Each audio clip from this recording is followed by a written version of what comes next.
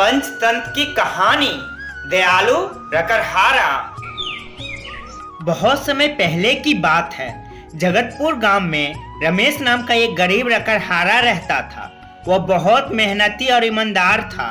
रमेश प्रतिदिन जंगल जाता और वहां से लकड़ी काटकर उन्हें बाजार में बेचता था। लकड़ी काटकर जो धन मिलता था उसी से उसका गुजारा चलता था। सुनो जी, तुम कोई और काम क्यों नहीं करते हो? इससे हमारा सही से गुजारा नहीं होता है। क्या करूं?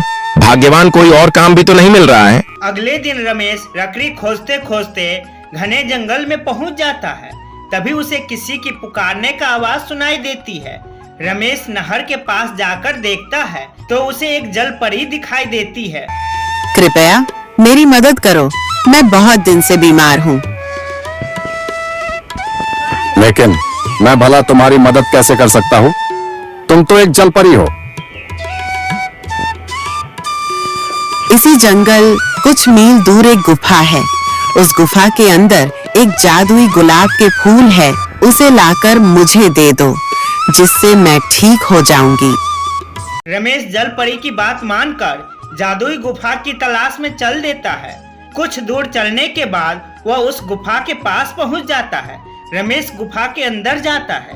जैसे ही रमेश फूल तोड़ने वाला होता है तभी उसमें से एक जीन निकलता है। मूर्ख मानव, तुम यह जादुई फूल नहीं ले जा सकते जब तक तुम मेरे 2 प्रश्नों के उत्तर नहीं दे देते।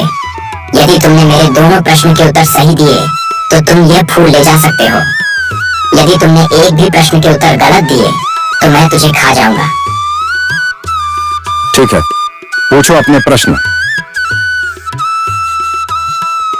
पहला प्रश्न, वह कौन है जिसके पास कभी तो दर्जन कपड़े होते हैं और कभी एक भी नहीं होता है? वॉशिंग मशीन है।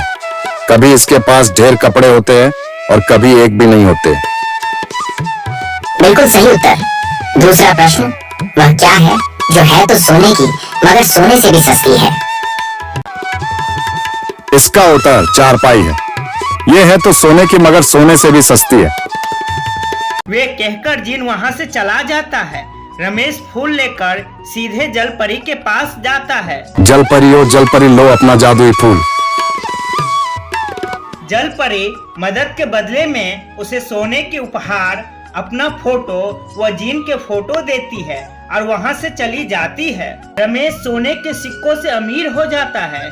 जल परी और जीन के फोटो को अपने घर के दीवार पर लगा देते हैं और अपना जीवन अच्छे से गुजारने लगते हैं।